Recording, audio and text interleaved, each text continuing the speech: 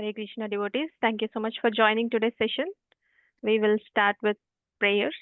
हरे कृष्ण माता जी दंडवत प्रणाम। Hare Krishna Mataji Dandat Pranam. Om Ajnanatimirandasya Gnananjanashalaakaya Chakshurunmilitam Yena Tasmai Shri Gurave Namaha. Shri Chaitanya Manobhishtam Sthapitam Yena Bhutale Swayam Rupaha Kadamahyam Dadati Swapadantikam. Vandeham Shri Guru Shri Yuta Padakamalam Shri Gurun Vaishnavamscha Shri Rupam Sagrajatam Sahagana Raghunathanvitam Tam Sajivam साद्वैतं सावधूतं परिजनसहितं कृष्णचैतन्यदेवं Shri Radha कृष्णपादान् सहगणललिता श्रीविशाखान्वितांश्च हे कृष्ण करुणासिन्धो दीनबन्धो जगत्पते गोपेश गोपिका कान्त राधा कान्त नमोऽस्तु ते तप्तकाञ्चन गौराङ्गी राधे वृन्दावनेश्वरी वृषभानुसुते देवी प्रणमामि हरिप्रिये नम ॐ विष्णुपादाय कृष्णप्रेष्ठाय भूतले श्रीमते भक्तिवेदान्त स्वामिनिति नामिने नमस्ते सारस्वते देवे गौरवाणी प्रचारिणे निर्विशेष शून्यवादी पाश्चात्यदेशतारिणे वाञ्छाकल्पतरुभ्यश्च कृपासिन्धुभ्यैव च पतितानां पावनेभ्यो वैष्णवेभ्यो नमो नमः। जय श्री कृष्ण चैतन्य प्रभु नित्यानंद श्री अद्वैत गदाधर श्रीवासादि गौरभक्तवृंद हरे कृष्णा कृष्णा कृष्णा हरे हरे हरे राम राम राम हरे हरे। जय जय श्री चैतन्य जय नित्यानंद जय अद्वैत चंद्र जय गौरभक्तवृंद। ओम नमो भगवते वासुदेवाय। ओम नमो भगवते वासुदेवाय। ओम नमो भगवते वासुदेवाय। मुखं करोति वाचालं पङ्गुं लङ्घयते गिरिं यत्कृपातमहं वन्दे श्रीगुरुं दीनतारणं परमानन्दमाधवं श्रीचैतन्य ईश्वरम्। श्री श्री राधा मदन मोहन की जय। श्री श्री गौरनिताई की जय। श्री श्री श्री जगन्नाथ बलराम सुभद्रा मैया की जय। जगत गुरु पतित पावन श्रील प्रभुपाद की जय। श्रीमद् भगवद गीता की जय। अनंत कोटि वैष्णव वृंद की जय। निताई गौर प्रेमानंदे हरि हरि बोल। I welcome all of you for today's session. We will be discussing about chapter 16th. Just before starting chapter 16th, anybody would like to give a recap of chapter 15? I can try, Mataji. Sure, Mataji, please go ahead. So in chapter 15, the acronym is HOME, home. The first H is a home, that is going back to Vaikunta. O is the options. M is who is the maintainer of the body, mind and soul, that is Krishna. And E is the essence in 3 verses. So this is basically a roadmap to go back to the permanent mode that we are. The chapter starts with talking about the tree, with the reflection of the tree is actually the material world, and how we can cut down the deep-rooted tree with the weapon of detachment. We are not permanent residents of this material world, is something that we need to realize. This is the knowledge and the realization that we need to have. But the first question is, how do we free ourselves from the reflection of the tree? So there are 3 things. One is correct designation, knowing that we are not the body, we are the soul, and we are the servants of Krishna. So detachment through attachment, that is attaching ourselves to Krishna and not the worldly desires. Giving up the false ego and the controllership that we have over the material world. Then what are the options? So in the options, you spoke about the difference between the spiritual world and the material world. where the material world is where the soul is getting conditioned by desire and is affected by the body and the five senses. Sorry, the mind and the five senses. The spiritual world is self-illuminates, and those who reach the spiritual world never need to return into this world of bondage and the cycle of birth and death. So when we go from one body to the other, the mind, the intelligence, and the false ego, these are the subtle senses that carry forward from one birth to the other. How do we purify the mind? It is through devotional service. And in M, we talk about the maintainer who is Krishna. Krishna says that he enters the planet. It is his energy that keeps the planets in the orbit. And uh, so Krishna is not an impersonal force, but he personally takes care of the entire universe. He is the splendor of the sun. He maintains the planet. He is the juice of life that comes through the vegetables. He is the fire of digestion. So recognizing this helps us develop this gratitude for Krishna.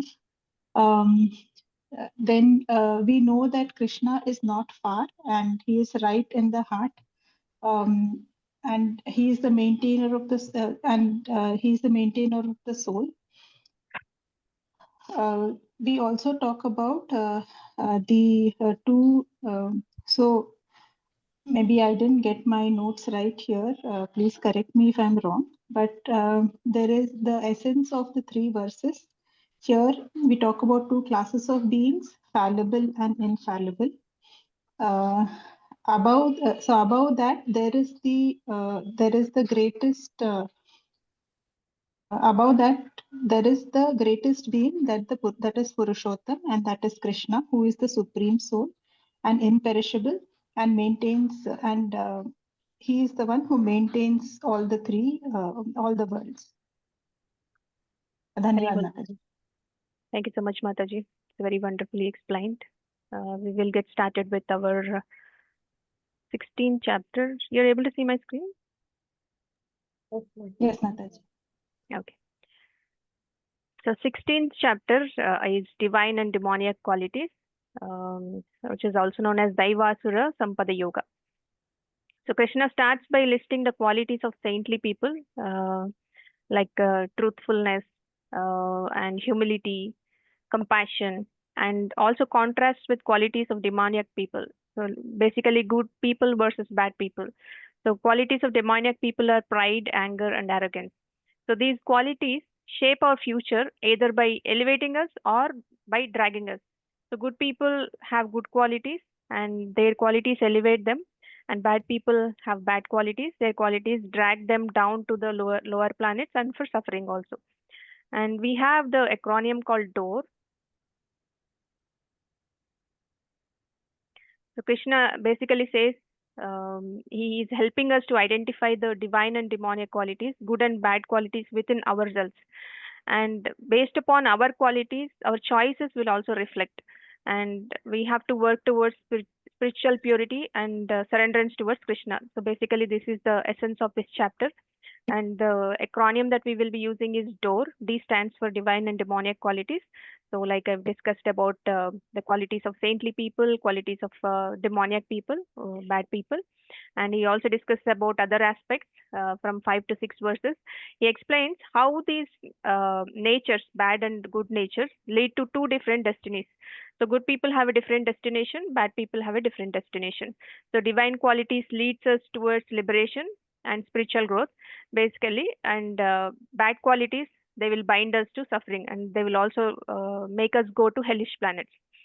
And O stands for outlook and opinion of demons. And Krishna talks basically from verses 7 to 20, and he describes the mindset of demoniac people. So basically, Krishna spends more time discussing about demoniac qualities in this chapter from 7 to 20th verse. He says how they think the world has no God and there is no purpose of life, and everything is just for enjoyment. They feel like there's nothing higher above enjoyment. The life is only for enjoyment. So because of this mentality, they become more selfish. They become more greedy, and they also become violent, hurting people, hurting animals, etc.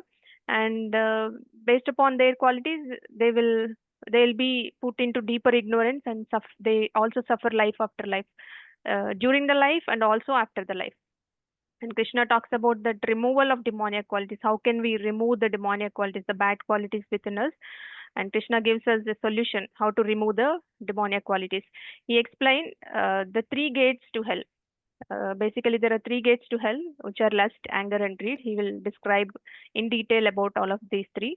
And by consciously avoiding these qualities, the demonic qualities, and follow the scriptures, we can cleanse our hearts and become divine again. So whoever is already in demoniac nature, they can also come out of it. Krishna is giving a solution in this chapter. So let's get into this chapter. So like we discussed, there are two qualities that everybody has, divine and demoniac qualities. Sometimes there's a mix of both, right? Divine and demoniac. People are sometimes good, sometimes bad.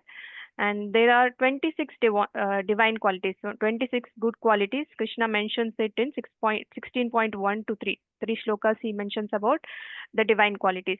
And there are 6 demoniac qualities that is also mentioned in 16.4. So these are saintly qualities. Divine qualities are saintly qualities, good qualities like truthfulness, humility, forgiveness, compassion, self-control. So these qualities help us move closer to Krishna. And when we are closer to Krishna, we will get liberation from the material bondage. For example, if you take Ambrish Maharaj example, Ambrish Maharaj is very humble, very tolerant, fully dependent on Krishna. And when Durvasa Muni visited him during Ekadashi, and he went on to take bath. Durvasa Muni went on to take bath, and there is Ekadashi, Dwadashi came in, and he had to break the fast.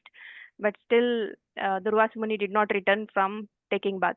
He was waiting because he has invited the guest, and he cannot eat before the guest comes in and eats. But he also has a dilemma whether to break the fast, because if he doesn't break the fast, then that is also a sin in the Parana time.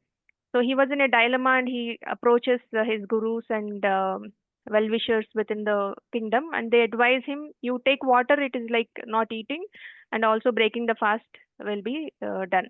Then he took little bit of water, and Durvasmuni came in at the same time, and he curses him. And he creates a fiery demon, and he wanted to kill Ambrish Maharaj. And Vishnu did not like it, and he sent Sudarshan, and Sudarshan saved Ambrish Maharaj. So because of his divine qualities, Vishnu himself protected Ambrish Maharaj. So that is about the divine qualities. And what are demoniac qualities? These include pride, arrogance, harshness, hurting people with words, etc., right? And ignorance, hypocrisy. We think something inside and talk something outside, and anger. So these qualities push us away from God. So we will not be able to connect with God if we have these kind of bad qualities. And we also suffer in this material world and in the next life also. For example, if you take Hiranyakashipu, he was very proud. He's envious of Lord Vishnu, and he wanted to control the universe. He thinks that he is greater than Vishnu, and his demoniac nature led to his destruction. Lord Narsimhadev came in, and he has killed Hiranyakashipu, right? So because of his demoniac qualities. So let's see the step-by-step flow, understanding this chapter 16, divine and demoniac natures. Krishna starts by clearly listing the two types of natures, divine nature and demoniac nature in people. And we can think of it as two paths, one towards God and one other one is away from the God. So divine people, based upon the divine qualities, they will go towards Lord Krishna. And demoniac people, because they don't have divine qualities, they have demoniac qualities, they are going away from the God.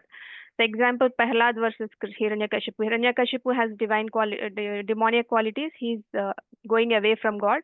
And Prahlad has divine qualities. Both of them are from the demoniac kingdom. So both are Asura. Prahlad Maharaj has taken birth in Asura family. Hiranyakashipu is also Asura. Prahlad Maharaj is also from the Asura family, but still he is a great devotee because of his divine qualities. And Hiranyakashipu has demoniac qualities, and one loved Krishna, the other hated Krishna, right? Prahlad loved Vishnu, and Hiranyakashipu hated Vishnu. And Prahlad is near to God and dear to God, and Hiranyakashipu hates God and he's going away from the God.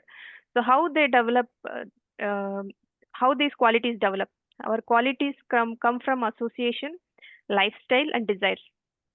So association is whom we spend time with, and lifestyle, what we read, what we watch, and what we do, and how we spend time during leisure, and what kind of activities that we do, etc. Right? And desires, selfish desires or selfless desires. Based upon that, our nature will develop.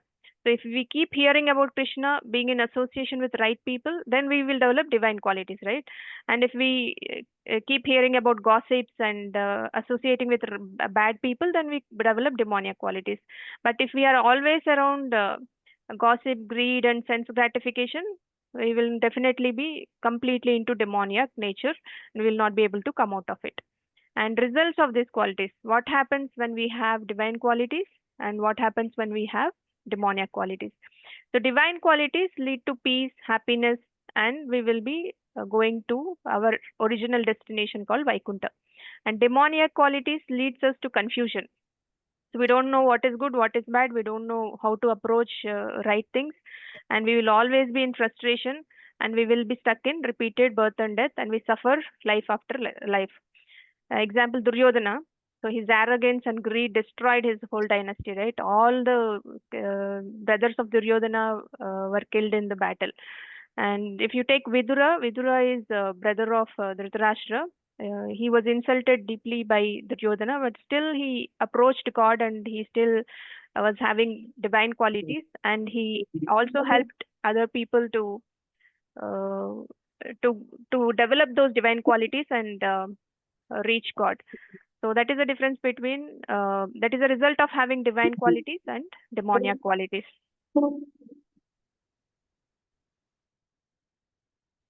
So ideal solution for a peaceful society. So Krishna gives a practical solution. So Krishna is saying avoid lust, anger, and greed. These are the three gates of hell, and we will discuss in detail about the three gates of hell. And he also suggests us to follow the scriptures and live under divine guidance. That means Guru, Sadhu, Shastra. We need to approach Guru, Sadhu, Shastra and follow the scriptures to come out of it. So if everyone cultivates these divine qualities and follows scriptures like Bhagavadgita, Bhagavatam sincerely, then all the society will be peaceful and it will be prosperous and spiritually uplifted also. For example, if you take Yudhishthira Maharaj, right, he is a peaceful and righteous king, and he ruled the kingdom like Ramarajya. He took care of his subjects very well, because he was guided by dharma and Krishna conscious values, not the demoniac qualities. He has divine qualities. He led the kingdom with divine qualities.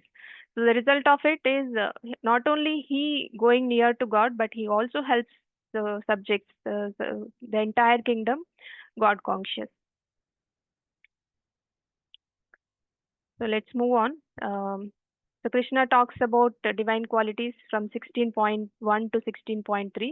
The three shlokas, Krishna clearly describes about 26 divine qualities. The divine qualities are fearlessness. If you look at the slide, there is everything listed down. Fearlessness, that means trusting Krishna in all situations. So when we trust Krishna, we will not be having any fear, right? If you take small children, if mother and father are around, they are fearless. They don't worry about anything. So like that, if we are dependent on Krishna, we will not be having any fear in every situation in our life. And self control, not reacting impulsively. So we have that self control, when to react, when to respond, etc., right? And charity, helping others without expecting anything back. It's not that, okay, if I give this charity, I will get I will go to heavenly planets, or if you give some money to somebody, they will help me in other way, etc. This is selfish motive, right? Without that selfishness, if you give charity without expecting anything back, that is called charity. And cleanliness, external and internal purity. So you have to be clean internally, you have to be clean externally. and compassion, truthfulness, and simplicity, being honest and kind without duplicity, and also studying the Vedas, reading scriptures like Bhagavad-gita and Bhagavatam, and freedom from anger and pride, controlling that emotions and false ego, etc. Right? These are not just for saints or monks. They are qualities we all can practice in our jobs, families, and personal lives also. So these are all very important qualities. They bring peace, clarity, and harmony for all of us into our lives. So for example, if you take Prahlad Maharaj also, he was fearless even in front of a cruel father. Why? Because he had full faith in Krishna. So his father tortured him to the extreme extent, but still he remained calm, and he is always forgiving. He never had any problem with his.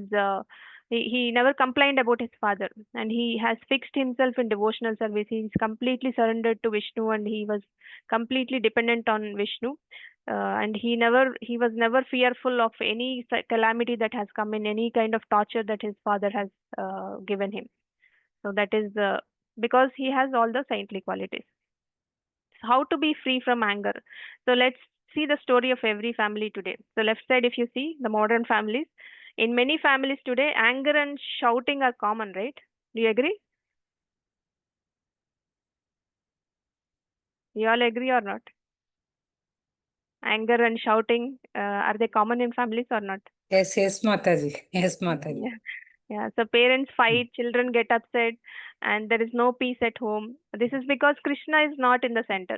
So everyone wants to control, everyone wants to dominate, and everyone wants to be heard, but no one listens to anyone, and they don't have Krishna in the center. They don't have God in the center of anything that they do, right? That is one of the problems. So right side, if you look at the slide, Krishna-centered family. So when a family prays together, reads Bhagavad Gita, and chants Krishna's names, there is less ego, right? They will not be because they understand that they are not the body, and they compromise. They live peacefully, and they have more peace.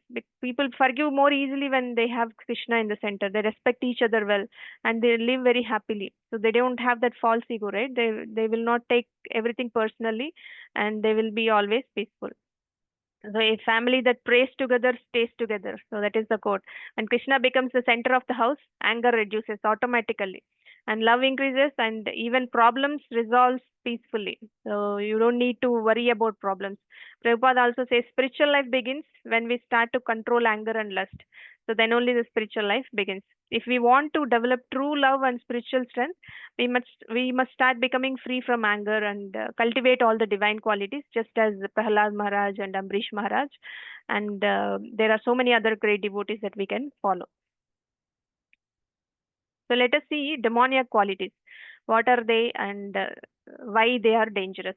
So demoniac qualities like pride, arrogance, anger, harshness, conceit, and ignorance. So these are the 6 demoniac qualities. So there are 26 divine qualities, but there are only 6 demoniac qualities. But Krishna described most in this chapter is demoniac qualities. They block our path to liberation. So why no possibility of liberation when you have the demoniac qualities? Because these qualities make us forget Krishna, and these qualities create the false ego and selfishness, and they also lead to sinful actions. Because of these demoniac qualities, we end up doing sinful activities, and these qualities push us away from scriptures. They don't when we have these qualities, we will not be approaching scriptures, when we will not be approaching God, we will not be approaching spiritual people. So when someone is full of pride, they think, I don't need God. When someone is angry and harsh, they hurt others and spoil relationships, and these qualities create bondage, but not the freedom. Not only in the next life, but in the same life also, people suffer if they have all these qualities. So we discussed about Hiranyakashipu example, right? He had all these demoniac qualities. He had pride. He thought he was greater than Vishnu, and he had arrogance. He believed he was immortal. Nobody can kill him. And he also has anger. He tried to kill his own son Prahlad Maharaj, right? And harshness. He ruled through fear and cruelty. Everybody in his kingdom is fearful of Hiranyakashipu, because if anybody takes with Lord Vishnu's name, they will be punished. He always asks everybody, even though they like him, they don't like him, everybody has to take Hiranyakashipu's name than Vishnu's name. And he also has ignorance. He didn't understand understand God's position. He think that God is, he can become a God, he can be greater than God. So that is ignorance, right? What happened? What is the result of having these demonic qualities? Because he was destroyed by Lord Narsimhadev and he failed to attain liberation. So these qualities block devotion. Prabhupada also says unless one becomes free from these demoniac qualities, one cannot engage seriously in devotional service, or they cannot approach Krishna. So even a little pride or anger, if we don't check our pride or anger, it will ruin our spiritual life. Krishna says in verse 16.4 that such people suffer in cycle of repeated birth and death. So that is a major problem, right? Repeated birth and death is a major problem, and we come to material world and we suffer with miseries, and we again take birth, we do karma, and we again do the same activities, and we suffer, we take a different birth and we suffer, etc. Right? It continues. We will be stuck in that birth and death cycle. So then what we should do? So we should introspect daily. We should see within ourselves and understand, am I reacting with anger or humility? So we need to introspect ourselves, and we also should seek sadhu sangha, good association. Whatever bad association we have, we should get rid of all bad association. We should always be in good association. Association helps us build divine qualities and get rid of demoniac qualities. And we also should hear from scriptures, Bhagavadgita, Bhagavatam. By hearing only, our heart will be cleansed. And we should chant sincerely Hare Krishna Mahamantra, because it purifies pride, anger, and ignorance. They also say, right, manah trayate iti mantra. What is mantra? Manah trayate iti mantra. It purifies the mind, overcomes the obstacles, and ultimately we will be attaining the spiritual realization. We'll get that spiritual knowledge, we'll understand the purpose of life, and that leads our path towards Vaikuntha planets. And if we want real peace, happiness, and Krishna's shelter, we should recognize these demoniac qualities within us, and we should understand: do I have more anger? Do I have more pride?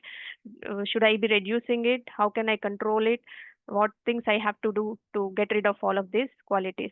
And how do I replace them with divine qualities like humility, devotion, just like Prahlad Maharaj? So we need to introspect ourselves and then identify where we are. And how do divine and demoniac qualities develop? How does they come to us initially? Okay, after that we can practice, we can develop, we can change from demoniac quality to divine nature. But how do we develop those qualities? So this flow shows three factors, right? Birth, nature, practice. So birth is abhijatasya, meaning one who is born of a particular background or family. So according to Vedic scriptures, right, a child's future nature is greatly influenced at the time of conception. That means during the pregnancy. That's why they do garbhadhana samskara. Did you hear about it? Garbhadhana samskara. Anyone heard about it? Yes, Mataji. We heard about that. Okay. Yeah, Garbhadana Samskara is something that they do during, it is a purificatory process for parents before even conceiving a child. So it is a spiritual vow, asking Krishna to bless the child to be uh, divine in nature and also Krishna consciousness, God conscious child we want. So we are seeking blessings from Krishna, and this is a purificatory process for parents before even conceiving a child. So if the child is conceived in a Krishna conscious atmosphere, he or she will have better tendencies towards divine qualities. That means your birth also matters. So take an example of Prahlad Maharaj. Even though he was born in a demoniac family, he's the son of Hiranyakashipu, right? Hiranyakashipu is a Rakshasa. And he is the son of Hiranyakashipu, even though he was born in a demoniac family, because his mother heard Narada Muni's teachings during her pregnancy. So Prahlad became a pure devotee of Lord Vishnu. So what the mother hears and the consciousness of the parents at conception affect the child's character very deeply. That means the nature of child will affect very deeply. So when Hiranyakashipu was doing severe penance to gain powers, the Devatas captured his pregnant wife. That time Kayadu is the name of Prahlad's mother, Prahlad Maharaj's mother. And Devatas thought Hiranyakashipu is very bad, and if he is getting a child, how he will be very bad. He will be more bad, right? So fearing that the child in her womb might become another dangerous demon, they wanted to kill the child even before the birth, and they wanted to kill Prahlad Maharaj even before he he takes birth, right? But Narada Muni intervened. So, if you're okay, I can continue this story of Prahlad Maharaj. Otherwise, we can move on. You want to hear more about him, or we will move on to the next nature? We are done with birth. It might take 2 to 3 minutes more. Yes, Mataji, you can continue the Okay. story. Yeah, Narada Muni intervened in between. Devatas wanted to kill the baby boy from Kayadu's womb, but Narada Muni intervened. He stopped the Devatas and took care of Kayadu because he doesn't want to hurt a baby even before that baby is born. And Narada Muni thought it is not good, so he took care of Kayadu. Kayadu took a vow that she won't deliver her baby until Hiranyakashipu is back from his tapasya, because Hiranyakashipu went on to do a tapasya for the immortality. He doesn't want to die, and he started that tapasya for Brahmadev, and he wanted a boon that he doesn't want to die. So he went on for tapasya, and Kayadu said Narada Muni that I don't want to deliver my baby until Hiranyakashipu is back from the tapasya. So he took Kayadu to his ashrama, Narada Mahamuni's ashrama, and gave her protection. So during her stay there, Narada Muni used to speak Krishna Katha daily. Though Kayadu did not fully understand everything, and she used to sleep when Narada Muni was telling that Harikatha, but her unborn child Prahlad Maharaj was attentively listening from the womb. So he is in the womb and he's listening actively. Than Kayadu, Prahlad Maharaj heard everything that is spoken by Narada Muni. So that's how Prahlad became a pure devotee even before birth. So according to Srimad Bhagavatam 7th canto, Srila Prabhupada also written in the purport that Prahlad Maharaj stayed in the womb of Kayadu for 100 celestial years. So not 9 months, but she took a vow, right, that she won't deliver the baby until Hiranyakashipu is back. Hiranyakashipu had done this tapasya, this austerity for 100 celestial years. So because of the long duration of the time she stayed at Narada Muni's ashrama, the child within her womb, Prahlad Maharaj, he heard all the instructions of Narada and thus became a great devotee. So Hiranyakashipu also has done this 100 years of 100 celestial years. Celestial years is demigods years, Devatas years. 1 year of Devata is equivalent to, sorry, 1 day of Devatas are equivalent to 1 year of our earthly planet. So very long time, right? So this is the standard. So one celestial year is equals to 360 earthly years. So that means 1 day is 1 year. Their 1 day is 1 year for us. So 100 celestial years is 100 into 360, 36,000 earthly years. So that many years Prahlad Maharaj was in Narada Muni's ashram and hearing Harikatha. This time, the ratio is mentioned in various Vedic scriptures. It is not, there is a Praman and confirmed in purports like Srila Prabhupada also has mentioned. And even Bhagavad-gita 8.17 also we had this mention. If you want, we can just go through this. I'll just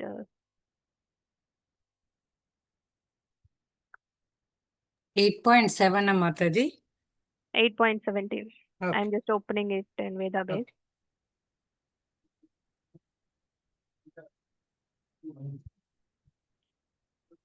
Let me know if you are able to see my screen.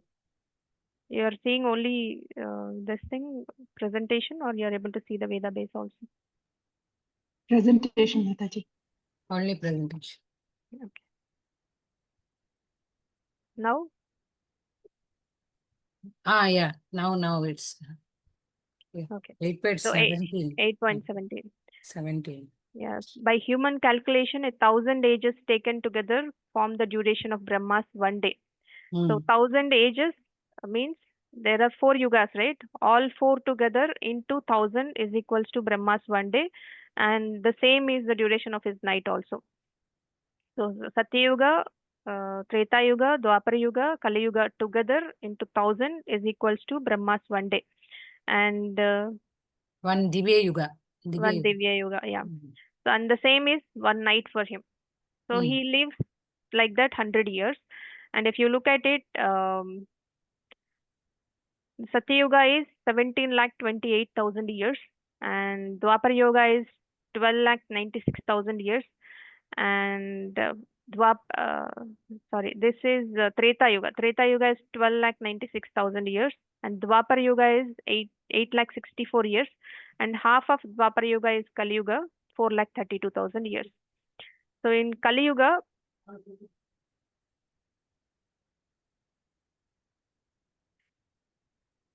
so Brahma lives 100 of such years and then dies.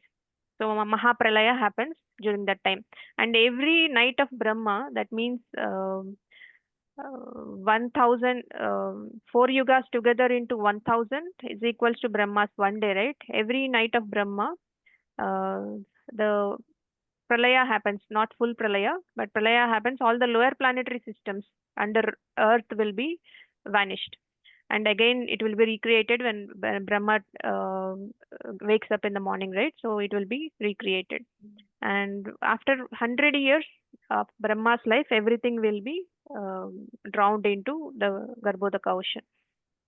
That means Mahapralaya happens. Every day of Brahma, every night of Brahma, Pralaya happens, and every 100 days after Brahma dies, then Mahapralaya happens. Everything will be merged into Garbhodaka ocean. And again, Vishnu creates the universes, and then he creates Brahma, and then the subcreation of all the planets, living beings will happen by Brahma. So that is how it happens. So, but when we compare the time in the upper planets, the time in the earthly planets is different. So that we have to understand. So Prahlad Maharaj is there for 100 celestial years, 36,000 earthly years, during which he heard about Krishna Katha from Narada Muni and became a pure devotee. And this is the power of association, right? And it is not about how the parents do this Garbhodaka, the Garbhadana Samskara, and what they do during the pregnancy time, the mother, what she's hearing, what she's doing, etc. It will also impact the nature of the baby. That's the reason why if you also know that every pregnant lady is given an advice to hear Bhagavad-gita, Bhagavatam during that pregnancy time, right? And hear only spiritual things, etc. That is still there, but it impacts the nature of the baby within the womb. So Prahlad grew up and his father sent him to demoniac schools, Gurukulas, to learn politics, atheism, and sense enjoyment. But Prahlad Maharaj, with full faith in the Lord, because he had heard from the pure devotee like Narada, and he would teach his classmates about devotional service, bhakti to Lord Vishnu. So he would tell them, don't waste your human life. From young age itself, you start serving Krishna because this is the real goal of life. So Hiranyakashipu became very angry seeing his son talk about Vishnu. He tried many ways to change Prahlad's mind. He threatened him, he punished him, even he attempted to kill him to the extreme extent, right? But nothing could shake Prahlad's faith. He never was fearful. The Lord always protected him in miraculous way. I think everybody knows about Prahlad's story, right? How he was being tortured by his father. So finally, when Hiranyakashipu asked, "Where is your Lord Vishnu?" Prahlad replied, "He's everywhere within your heart, within my heart." And Hiranyakashipu asked, "Is he there in this pillar?" Showing one pillar. So to prove his devotee right, because Prahlad mentioned that Lord is there in that pillar, and to prove that his devotee is right, Lord Narsimhadev, half man, half lion form of Krishna, appeared from the pillar and killed Hiranyakashipu. So, but after that, Lord Narsimha was still roaring with anger, so no one could calm him. But little Prahlad came forward, offered prayers with folded hands, and he lovingly placed a garland on the Lord, and immediately the Lord became peaceful. Otherwise, the anger that Narsimhadev had that time, nobody could pacify him. Even Brahmadev and all the Devi Devatas asked Lakshmi Devi to come and calm him, but Lakshmi Devi was also fearful. I have never seen a Lord like this. I cannot go near him now. So only Prahlad Maharaj went and made the god made Narsimhadev calm down. Immediately the Lord became peaceful, and he lifted Prahlad onto his lap and blessed him.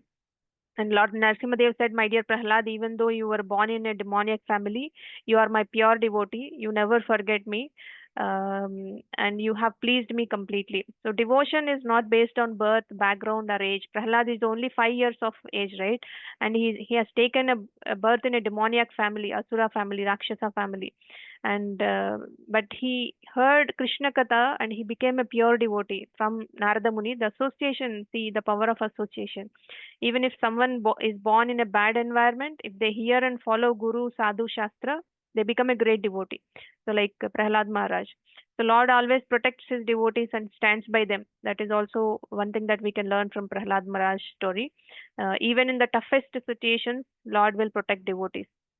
So Prahlad Maharaj is an eternal example of firm faith, and he also tolerated all the tortures given by his father, and he never forget bhakti. And his story teaches us to always remember Krishna, no matter what challenges we face, what situations we are in, we should not be forgetting Krishna. So, and the next thing here in the flow is after birth, nature, the influence of three modes. We discussed in previous chapter also, right? Our association with the three modes of material nature, the mode of goodness, mode of passion, mode of ignorance, shapes our qualities. Like divine qualities develop when we are influenced by the mode of goodness, and demoniac qualities develop when we are under passion and ignorance. That's one of the reasons, right? Where we discussed until noon time we have the mode of goodness, and after noon it will be mode of passion, and during the night it will be mode of ignorance. That's the reason why we have to do all spiritual activities that we wanted to do in the mode of goodness from in the morning time until noon time. So, and the modes influence the food we eat, and how what kind of food we eat. There is the following chapters we will also discuss in detail. And the modes influence the people we associate with. The modes influence the entertainment we consume, and and the lifestyle we choose, etc. Right? So there is the importance of modes and how do they influence us. So if you take example of Jadabharata also, right, born into a Brahmana family, Jadabharata, he voluntarily lived like a madman to avoid getting entangled in worldly modes. That's why he avoided talking to anybody, because he experienced being Bharata Maharaj, and he was attracted to a deer and he took birth as a deer, right? And he remembers his previous life. That's the reason why he wanted to not associate with anybody in his in the life of Jadabharata. So even in a tough world, by consciously staying in the right association and being in right modes of nature, we can cultivate these divine qualities. And practice. The third thing is practice, and we need to consciously practice spirituality. So even if someone is born in unfavorable circumstances or under lower modes, by regular practice they can rise to divine consciousness. So Prabhupada also says that anyone from any background, even chandalas who are dog eaters, who are born in dog eaters family, they can become a saintly person if they follow Krishna's instructions seriously and they practice sincerely. Then they will definitely be able to develop divine qualities. Just like muscles grow by exercise, right? Divine qualities grow by repeated spiritual practice. That's why we have to practice a lot. So practice means daily chanting of Hare Krishna mantra, japa, and studying Bhagavad Gita, Srimad Bhagavatam, hearing lectures, attending classes, avoiding offenses and sinful activities. And association is most important, associating with good people and devotees and performing devotional service, etc. And there is one example that we can take how practice. If you're okay to stretch a little more, I can talk about Valmiki's story also as a Ratnakara. Who was he before became Valmiki? Or we can move on to the next slide. What do you want? We'll hear Mataji. We'll listen to the story if it's Okay. okay with everyone else. Everyone is fine, right? Yes, Mataji. Yes, Mataji. Please carry on. Okay. So Valmiki, he was a hunter before became before becoming Valmiki, right? His name was Ratnakara, and he was a hunter and he was a robber. But by the practice of chanting Rama's name, this is also given by Narada Muni, he transformed into sage Valmiki, and who has written Ramayana also. So no matter how we are born or conditioned, practice in Bhakti Yoga, it will elevate us. It will elevate anyone to the highest level of realization. Um, so some time ago, there lived a fierce robber called Ratnakara. He lived in the forest, and he used to rob and kill people to feed his family, because he doesn't have any other occupation. He used to rob and kill people and animals, and he had no idea about whether it is right or wrong.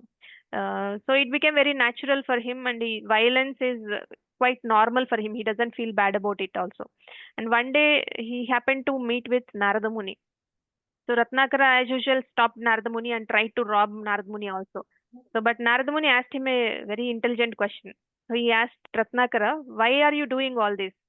So Ratnakara said, "I do this to take care of my wife and children. I do this to take care of my family." So then Narada Muni asked him a life-changing question. So he asked, "Will your family share the sin you are earning by doing all these things?" So when you're robbing, when you're killing people, you will incur sin, and that sin will be shared by your family. His question was that, and Ratnakara thought, and he said, "Yeah, they would share." But Narada said, "You ask them yourself. You go and ask your family if they will share the sin that you are incurring by doing all this violence." So Ratnakara went home and asked his family, "Will you take the sinful reactions of my stealing and killing?" Then, to his shock, right, what did they say? They said, "It's your duty to take care of us, but your sins are not our sins. They are your own sins. So we can't share them." So this hit him hard. He realized how wrong he had been. He ran back to Narada Muni and fell at his feet, and he cried, "Narada Muni, please save me. Tell me what to do now. I want to change, because my family is not owning my sins. I don't want to do it anymore, but I want to change. But tell me, I need your guidance." So Narada Muni told him to chant the name of Rama. So, but Ratnakara was too sinful and he was not able to pronounce the Lord's name. So, Narada, he tried chanting Rama, but he wasn't able to utter Rama's name because of his sin. So, Narada cleverly told him to chant Mara. Mara means dead, right? Mara means dead. So, he kept chanting Mara, Mara, Mara, Mara, Mara, Mara. It slowly became Rama, Rama, Rama. So he sat in deep meditation for a number of years, several years, and his meditation was so deep, and there was ant hills built on his body. He didn't even realize what's going on outside. He was into deep meditation. He doesn't know what's going on with his body. His ants coming and putting ant hill, etc. And he did not even stop chanting. He was still in the deep chanting. At the end, Lord Rama's mercy transformed him completely. He became a pure-hearted sage, and people now call him Valmiki, right? Valmiki, the name, Sanskrit name, Valmiki means the one who came out of an anthill. So later, Valmiki Muni wrote the entire Ramayana, the life story of Lord Rama, filled with devotion and spiritual wisdom. So that's the story of Valmiki. By practice, he became a sage. From hunter to sage, his practice helped him. So practice is something we can learn from Valmiki. So even the most sinful persons can become a pure devotee, right? If he sincerely chanted the holy name Rama, he became a sincere, pure devotee.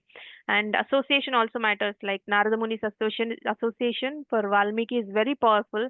And just with a simple one question, the life changed, right? His transformation started from there. And Krishna doesn't look at your past; he looks at the sincerity present. At present, what are you doing? What are you doing with, are you practicing sincerely? That is what Krishna says. Prabhupada also says, right, it doesn't matter what you were before, it matters what you are doing now for Krishna. So while birth and nature plays major role during birth, and we create a nature also, but Krishna gives us full opportunity through practice. We can definitely remember Valmiki's example. So one is not born as, Prabhupada also says, right, one is not born a saint, one can become a saint by practice. So that's what Prabhupada says. So practice plays a major role in developing divine and demoniac qualities. When we practice demoniac nature, we develop demoniac qualities. We practice to cultivate divine qualities, we will definitely be able to cultivate. So I think we discussed all of this.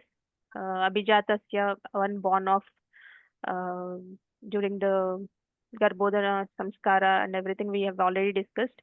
And we also discussed about the nature playing, the three modes of nature playing a good role in developing these qualities, and practice also. So practice makes man perfect, right? So that's what we've discussed through Valmiki's example. And other aspects. The second thing is other aspects Krishna describes from 16.5 to 16.6. So he says the transcendental qualities are conducive to liberation, whereas the demoniac qualities make for bondage. So do not worry, O son of Pandu, for you are born with the divine qualities. So what are divine qualities? We discussed about it, right? Truthfulness, compassion, humility, self-control, forgiveness, and devotion to God. So these qualities are explained also in the previous verses, and they are aligned to the God-conscious lifestyle. The demoniac qualities, there are six only we discussed: pride, arrogance, anger, harshness, greed, and no faith in scriptures or no faith in God. And the main teaching here is Krishna is telling Arjuna, don't worry, you are born with divine nature. You are meant to walk the path of liberation. So Krishna is saying, just like how a teacher encourages a sincere student, right? Before an exam, a teacher says, I know you're capable, etc. Right? So Krishna is motivating Arjuna and all of us who are practicing devotional life. So you are born with divine nature. You are meant for liberation. You walk the path of liberation is what Krishna encourages. So imagine two people working in an office. Person A is honest, respectful to co-workers, and shares credit when they work together. And he works with integrity and doesn't compromise on the value system. And people trust him and like working with him. Whereas person B cheats and he lies always, and he lies for promotion, and he does a lot of gossips, and he wants to manipulate others for his gain, personal gain, selfish motives, right? So over a period of time, person A becomes peaceful and respected, and he grows not just professionally but also personally, like someone on the path of liberation. Person B might rise quickly. Sometimes the whatever lies that he is telling, whatever selfish motives that he have, at a temporary period of time they may look like they're working out well for him, but they end up with he ended up with isolation. He ended up people started ignoring him because they understood his bad qualities, demoniac qualities, and he became anxious and he became miserable also. And he not only in the next life, forget about the karma that he is carrying for next life, but in the same life he suffers a lot. That is the difference between divine and demoniac qualities. Not just after death, but even in this life, we will reap the fruits of those qualities. So Srila Prabhupada also says these divine qualities are not simply moral values, but they are deeply connected to devotional service. That's the reason why people who are in mode of goodness, people who are having good qualities, they approach Krishna, they take spiritual path very easily than people who have demoniac nature. They not even approach God. It's very difficult for them to approach God. So that's the difference, right? Because like Valmiki also, to utter the name of Rama, it's so difficult for him. He Narada Muni intelligently has given that Mara word, so that he practiced well and he was able to chant Rama's name. But otherwise, for sinful people, approaching God is that difficult. They not even call the name of the God. Also, it's difficult. So the more we take shelter of Krishna through chanting, association of devotees, and studying scriptures, we develop natural love for divine qualities, and we develop naturally the divine qualities. So Krishna tells Arjuna, you have nothing to fear. You are born with these divine qualities. So everyone has the potential to cultivate divine nature by sincerely following bhakti yoga and following Guru's instructions. So let's move on. So what is the ideal solution? So the ideal solution is ABCD. So to develop divine qualities, the ideal solution is ABCD. A is for association, and B is for books, association of devotees, basically. So in spiritual life or material life, the people we associate with that influence our thoughts, or that influence our habits, and ultimately our consciousness also. So the association is very important. Prabhupada every time emphasized the association is the key to success in Krishna consciousness. And even in material life also, we always tell our kids, right, be in right association. So that is very important even for us. When we associate with good people, our faith in God increases. We get inspired to develop more divine qualities, and we learn by example how to serve, how to behave, how to depend on God, etc. Right? Just like when we want to stay healthy, we associate with health conscious friends who inspire us to eat right and exercise well. Similarly, in spiritual life also, devotee association helps us stay steady and enthusiastic in the path of bhakti. So that's very important. Association is very much important, and books are spiritual books like Shastras, Bhagavad Gita, Srimad Bhagavatam, etc. And there are so many small books that Srila Prabhupada has written. So you can start reading all those books. They're very essential for spiritual nourishment. And to understand the philosophy right, we need to read the books and we need to attend the classes, hear Bhagavad Gita, Bhagavatam. That develops our faith and intelligence, and automatically we will develop divine qualities. So there are 26 qualities. We need not to plan, okay, this month I will develop the first quality, and it takes 26 into 1 month, 26 months. It's not like that. So when we do all these things, ABCD, you're, you will be able to develop divine qualities naturally, automatically. Because when we read books, right, regular regular reading will make us detach from material desires. So there are too much of material hankerings all of us have, so we will be detached from that. Detachment, nothing is not that we will be detached from the material world altogether. We know for how to regulate them, how to regulate our desires, how to convert those desires from material desires to spiritual desires, etc. And we also have a clarity in life purpose. We know why is this life, why did we come here, what is it we need to do, what is the spiritual world, and what is philosophy, who is god, and what is the relationship between us and god, etc. Right, we will be able to contemplate on all of those questions, and we will be able to get all the answers.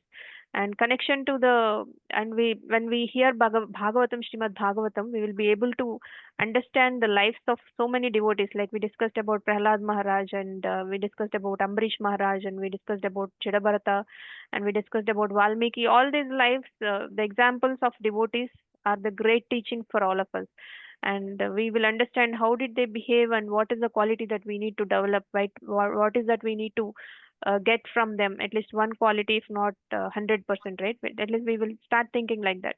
Just like user manual helps us to operate a machine correctly, these books helps us operate our life in a right way. So the way that pleases Krishna, the way that leads us to our original home, Vaikuntha planets. So C stands for chanting, and D for DT, Seva, or diet. Diet is eating prasad. So chanting the holy names, the Hare Krishna Mahamantra is the direct method to cleanse our heart in this Kali Yuga. So it awakens our dormant love for Krishna. So we already have that love for Krishna, but it is dormant now. So we need to wake that dormant love, and we need to re-establish the connection with Krishna. So chanting is the Kali Yuga Dharma. So every yuga there is a dharma.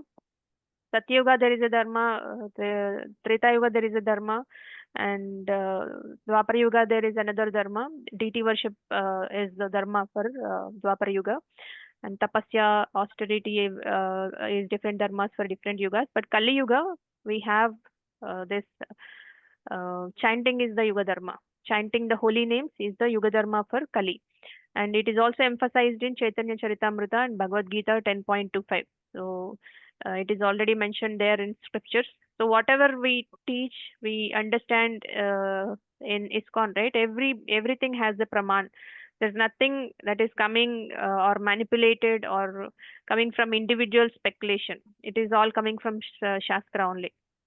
So Srila Prabhupada instructed all devotees to chant at least 16 rounds of Hare Krishna mantra daily. But initially it will be difficult. But once you develop the taste, you don't need to start 16 rounds from the day one. You can start one round. It will take sometime around 5 to 8 minutes based upon the pace and the pace of chanting. But when you start one mantra, you will definitely see the difference. But steady chanting helps you increase your rounds and stay connected with Krishna. So just like brushing removes dirt from the teeth, right? Chanting removes the dirt of the lust, greed, pride, etc. from the heart. So our heart has all these impurities, and those have to be removed to understand the purpose of life. And D stands for diet, and DT Seva. Diet is whatever we eat sattvic food, we offer it to God, and we eat prasad. And DT Seva is service to Lord's form. So DT worship is an expression of our love and our respect for Krishna. So we can worship Radha Krishna, Jagannath, Balram, Subhadra Maya, or Gauranitai, or Srila Prabhupada, etc. Right? How do we worship? By offering flowers, food, lamps, prayers, etc. So that way we cultivate purity. Our hearts will be purified, and we also learn discipline and punctuality, and we invite the Lord into our home and also to our hearts. So just like taking care of a guest, that shows our affection, right? Similarly, serving the deity form of Krishna, it also is like showing our affection towards Krishna personally. So ABCD is the solution. So ABCD formula isn't just for monks or temple goers. It is relevant and powerful for everybody, individual level, family level, and also community level. So individual level is personal chanting, reading books, scriptures, and hearing classes, associating with right people, etc. And a person practicing ABCD becomes peaceful, focused, and spiritually strong, regardless of external situation. Externally, there may be any calamities coming, let them come, but we will be always peaceful inside. We know how to deal with the situations, we understand the situations well, and we know how to take that pain we will be able to stop. At physical level, it will not impact our mental stability. And at family level, a family that chants together, reads together, serves together becomes very harmonious, because they keep Krishna in the center. It protects children from bad habits and gives purpose and culture, etc. Right? And instead of watching TV during dinner time, a family discusses some Bhagavatam story and chants around together, and they follow ABCD at the family level. And community level, by collectively engaging in Katha Kirtan and the Prasadam distribution, temple seva, hearing classes or giving classes, anything is service only. And participating in festivals. So this month is full of festivals, right? Krishnashtami, Radhashtami. There are so many coming up. The ABCD model in the community level also strengthens the whole community, not only individual family level, but this community level activities strengthens the whole community. Everyone gets support, everyone gets inspiration, and everyone, if there is a problem, devotees will help us, etc. Right? Um, so A is for association, B is for books, C is for chanting, and D is for diet or deity worship. So ABCD is not just a memory trick; it's a daily lifestyle formula for the purpose of life, and it is given by Srila Prabhupada. So we need to remember this. It's a simple formula, but very most effective. So now Arjuna asks, now after hearing from Krishna about divine qualities, demoniac qualities, and what are the results of having divine qualities, results of having demoniac qualities, etc. Arjuna had a question now. So Arjuna is deeply concerned, and he's asking, I'm taking up weapons and preparing to kill people. Isn't this a violent act? Does that mean I have demoniac qualities? This is the question Arjuna asks. So this is a genuine concern, right? For someone who is trying to follow dharma, and after hearing all that knowledge, Arjuna is asking this profound question. So Arjuna is not greedy or proud. He's actually thinking of dharma and compassion. So he's confused now. So Krishna is giving this answer. Krishna is saying, no, Arjuna, fighting this war is your duty as a Kshatriya. So you are not demoniac. Krishna clarifies that it is not it's not the activity, but the consciousness and intention behind that activity, which determines whether someone is divine or demoniac. So that means the motive matters. So we need to understand killing in self-defense or for protecting dharma is not demoniac. So Krishna personally ordered Arjuna to fight to establish dharma, to establish righteousness. So the same act, like fighting or leading, becomes divine if done as a service to Krishna, that we need to remember. So Arjuna is a pure devotee. He did not want to fight out of greed or out of pride or envy, etc. Right? Out of, not out of all the demoniac qualities, but because Krishna instructed him to fight, he is fighting. So he ultimately fought not for personal gain, but for Krishna's pleasure. So that is called Bhakti Yoga in action. So then what would make one demoniac then? So if Arjuna had fought for revenge, for taking revenge on somebody, or to gain control, or to satisfy ego or exploit others, then it could be demoniac. It could be known as ossuary. But that's not the case with Arjuna, right? So let's take an example. Let's say two people are using a knife. A surgeon uses it to save a life, and a criminal uses it to harm someone. Same tool is used by the surgeon and also the criminal. But one is divine because he wants to save the life of a patient. The other is demoniac because he wants to hurt others and he wants to have some personal gain out of that act. So, based upon that consciousness and purpose, the same tool is divine sometimes, demoniac sometimes. Similarly, Arjuna fighting on Krishna's order is spiritual, not demoniac. So devotional service done under Krishna's direction, even if it appears worldly, but is transcendental. Arjuna was born with divine qualities, as Krishna confirms in the previous shloka, right? We have seen it. So Arjuna is not demoniac. In fact, he becomes the perfect example of how to surrender to God and how to do bhakti, service to God. So let's discuss about the opinions and outlook of demons. So the demoniac person who has no faith in God or super soul within himself performs all kinds of sinful activities simply for sense gratification. So he does not know there is a witness in his heart. So demoniac people don't believe in God. They don't believe in Paramatma within themselves. So they live as if there is no one watching. They feel no guilt or accountability for their sinful actions. They perform sinful acts boldly, like cheating others. They don't have fear also. They cheat others, they harm others, and meat eating, intoxication, just to satisfy their senses. And they speak harshly, and if somebody is hurt, then they will take pleasure of that situation, right? And meat eating, also creating violence on animals, that is also a pleasure for them, right? And Krishna is seated in everyone's heart as witness, so they feel like nobody is watching, I can do anything, nobody controls me, etc. But Krishna is seated in everyone's heart, they don't have that understanding. So Krishna is witnessing us, and he's also guiding us from within as a super soul. So ignoring this is the key sign of demoniac nature. So that's what Krishna says here. And let's see what are the demoniac beliefs. So these are the list of beliefs of demoniac people. They think I am perfect and powerful. That means they have arrogance. They don't accept higher authority, and they don't accept there is Lord, and we need to understand the relationship between us and God, etc. Right? They don't worry about all of that, and they have that improper behavior, and they are untruthful always. They lie and they deceive, they cheat. But what? Why do they do? They do all of that all for material gain and sense gratification. So, and they also think I'm the controller and enjoyer. They think they own and control everything. They believe everything exists for their enjoyment only. All selfish motives, right? And they don't follow Shastra. They reject scriptures. They say religion is man-made and outdated. I don't want to follow. And they are unclean physically. They are unclean morally and mentally also impure. So no cleanliness in habits or thoughts, etc. And they're always self-centered. Life is just about me and my enjoyment, no compassion for others, etc. Right? They're always self-centered. So these are the beliefs of demoniac people. Now we have seen the beliefs of demoniac people. Let's see what is the attitude of the demoniac people. So they believe strongly that sense gratification is the purpose of life. I am here to enjoy.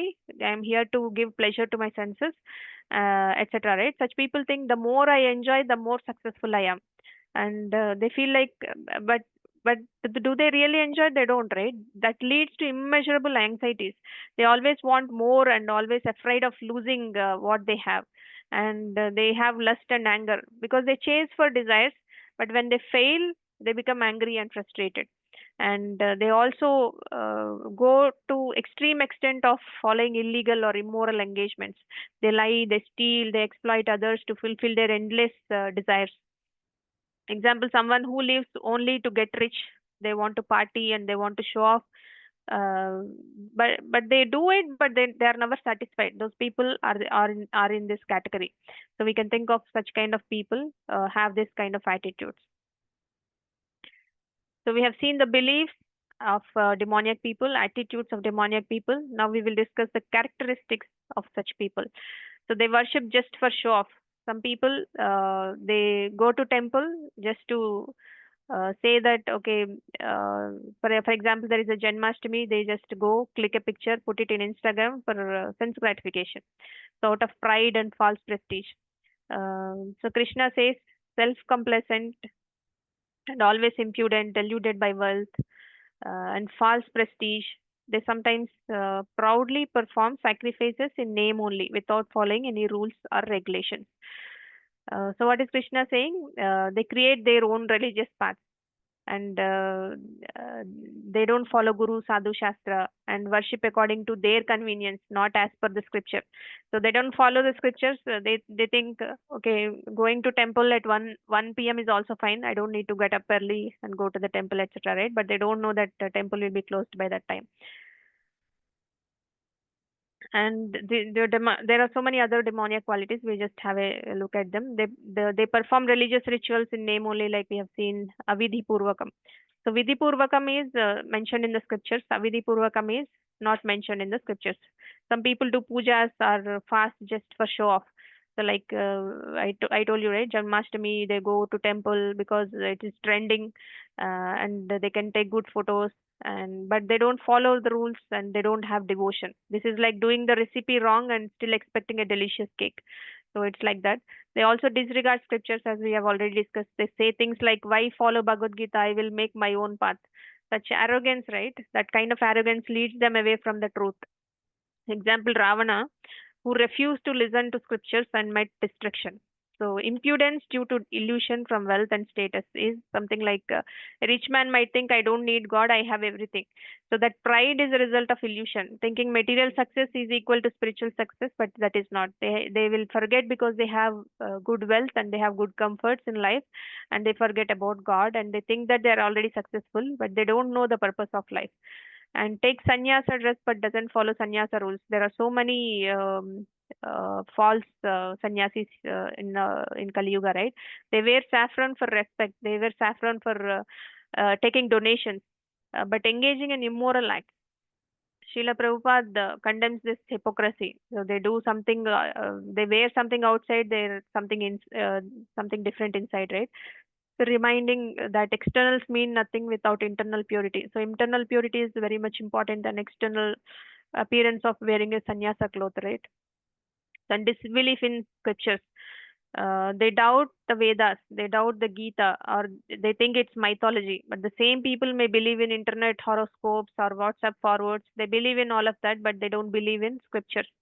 The age-old scriptures of Bhagavad Gita, Bhagavatam, they say that it is mythology. Don't believe that is all. That's all fantasy, etc. Right? And they preach there is no standard path. So you do yours, I do mine. All paths lead to Krishna. All paths lead to God is what they argue. But Krishna says clearly in Bhagavad Gita 9.25 also, if you remember. So worship of demigods leads to demigods. Worship of Krishna leads to Vaikuntha planets. That is clearly told by Krishna. All paths do not lead to the same goal that we have discussed in previous chapters. Unless it is bhakti towards Krishna, all paths will not lead to the same goal.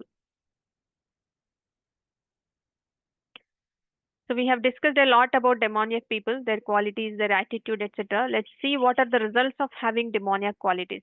So this is the fruit of living such qualities, right? Let's look at real consequences. They are perplexed by various anxieties. So modern life has everything, right? We have phones, travel, food, but there is a lot of stress, and stress levels are higher than ever. Why? Because we are disconnecting from God.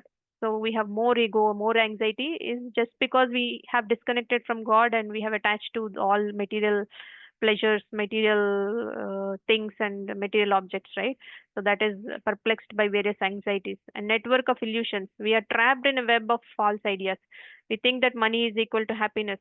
Is it true? Money is equal to happiness? Yes, no. No, Mataji. No, Mataji. No, no, right? And Yes. more followers in Instagram is more worth. Is it true? No, right?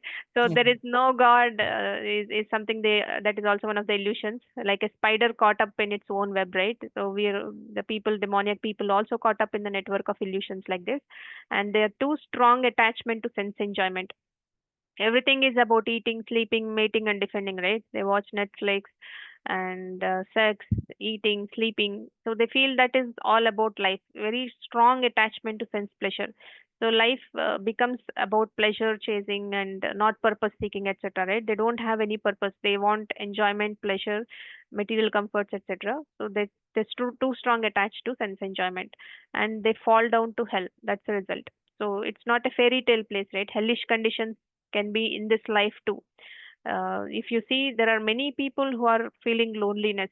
They are addicted to intoxication, drugs, and they have broken relationships, and also post-death punishment. If you look at fifth kind of Srimad Bhagavatam, what are the punishments that everybody gets for what sins that they do? So that is clearly mentioned in fifth kind of Srimad Bhagavatam. If you look at them, you will never be able to do any sin. So that detail level we have it in Srimad Bhagavatam fifth canto. And Prabhupada also says nature's justice cannot be escaped. Even we escape during the life, but after death there is punishment given for all the sins that we have done. But how to remove these demoniac qualities? Krishna explains from 21 to 24. This is the turning point, the power of choice. Even if one has demoniac qualities, Krishna gives hope. Even you have demoniac qualities, you can change. So every day we stand at a three-way crossroads, like shown in the picture. Whether you want to choose sense gratification and fall down, or choose inaction or doing nothing and stagnate there, or choose scriptures and surrender and rise and go in a right path. So these are the three-way crossroads that we have in every day. So we can choose.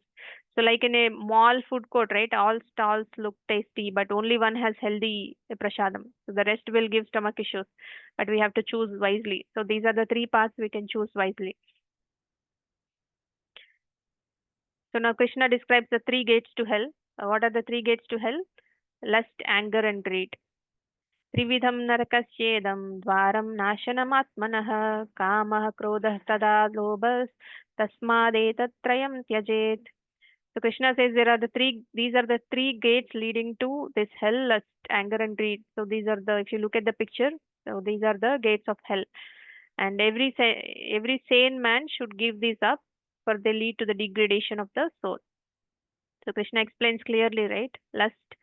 So when you have a desire, either it leads to anger or it leads to greed. That means when you have a desire, you want more food, more attention, more pleasures.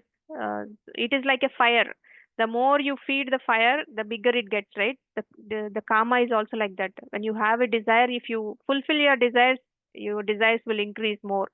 That means the karma leads to either krodha or lobha. If you fulfill the desire, it will lead to lobha. You want more. If you don't fulfill the desire, then you will become krodha. You will get angry because your wish is not fulfilled. So desires are not fulfilled. You will be frustrated and you will become angry. And a little insult also turns into a lifelong enmity to people, right? So that is krodha.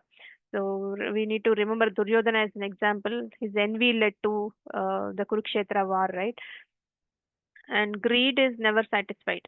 So we always compare with others. He got promotion, he got 2 houses, I want 3 more houses, etc. Right? It eats gratitude and increases discontent also. You'll never be happy.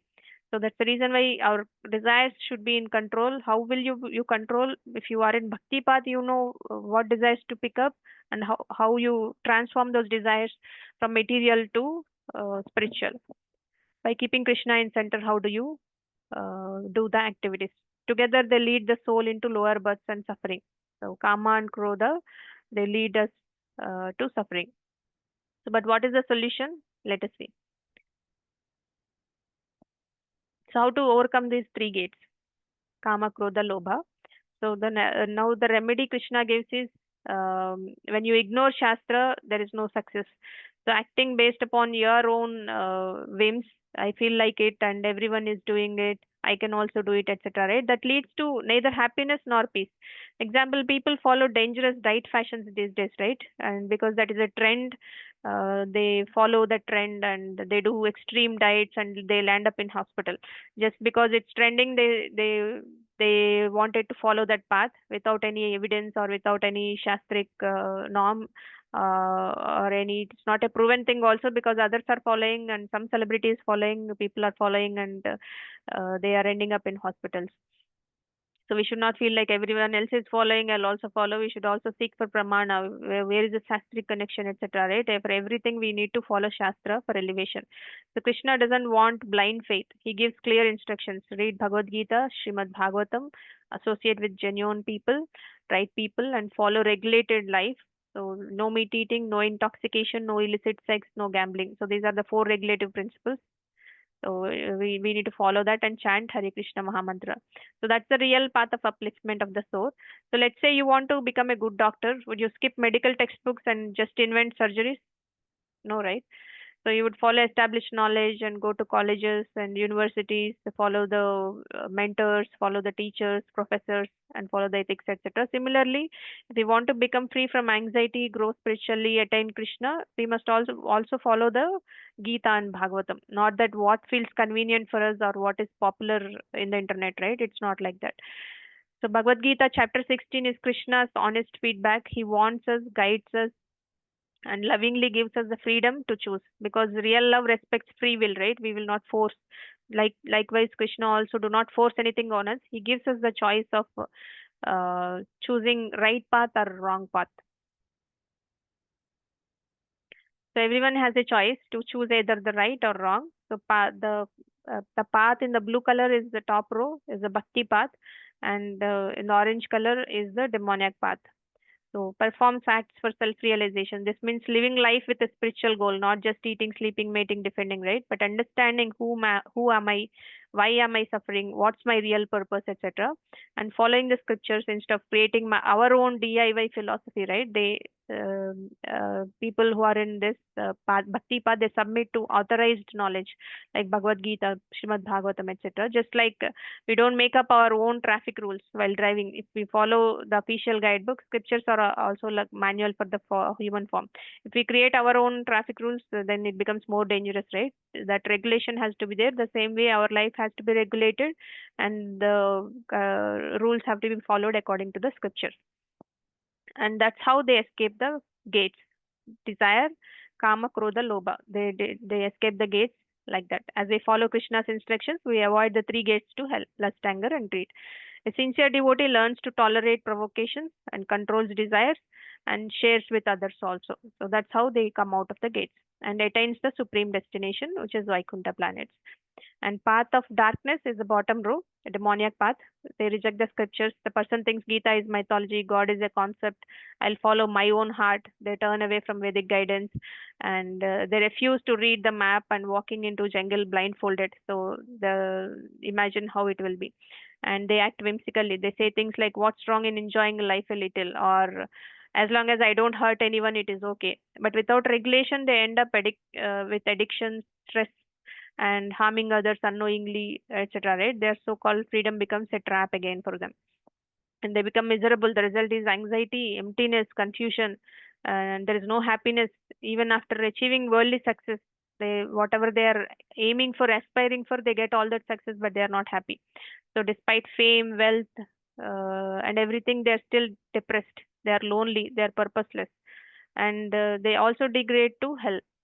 Ultimately, such a life leads to lower births or hellish planets, both during the life and after the life also. So Krishna says this in 16.20. Such persons are repeatedly born in demoniac species of life in the lower planets. So final message is Krishna won't force us, but he gives us the map. We can either be like Arjuna, surrender and rise, or be like Duryodhana, reject and fall. So that's the storyline of this chapter. So we end the 16th chapter here. We will discuss about 17th chapter tomorrow. Um, so we'll discuss about faith. Krishna describes from 1 to 3 verses, and he also talks about austerities 4 to 19, and charity from 20 to 22, and he also talks about enjoyer of everything from 23 to 28. So tomorrow's chapter name is Shraddha Traya Vibhaga Yoga, the divisions of faith.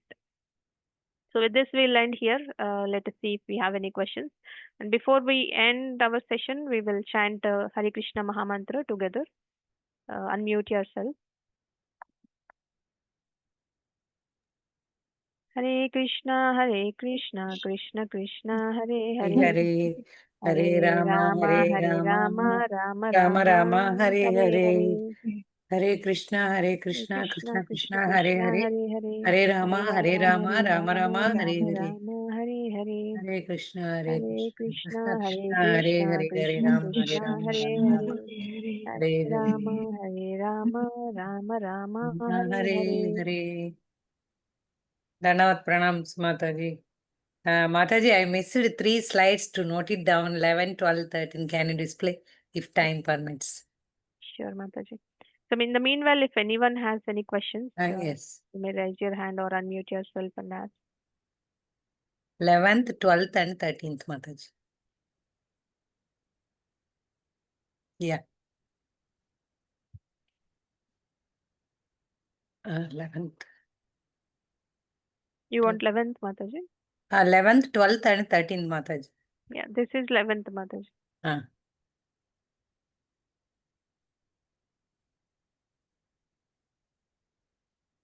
This is 12th. Just I am taking a screenshot. Okay. Nature is 11th. Next 12th, Mataji. 12th. Birth is 11th, Mataji. Birth is 11th. Oh, birth. Okay, okay. One second. Nature is. Okay, okay. You want birth? Yeah. Took Mataji. Last slide, 13th slide.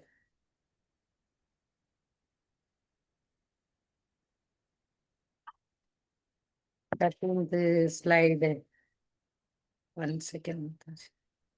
Yeah, Mataji, noted, Mataji. Thank you very much. Thank you.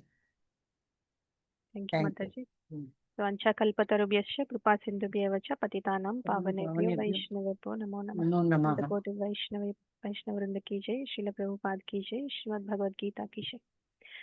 Thank you so much, Mataji and Prabhuji. Thank you, Mataji. Look forward Thank to you. see you tomorrow for 17th chapter. We are almost close to the end of the chapter. Yes. I know everybody is enthusiastically come in the beginning, but whoever stays till the end, they will only understand the Gita's overview. So stay tuned for No, another 2 Mataji, chapters. many more occasions it seems. Yeah. Saturdays, Sundays, that's what they might have. And yes, No, yeah, Mataji. yeah. Thank you, Mataji. Thank you. Thank you.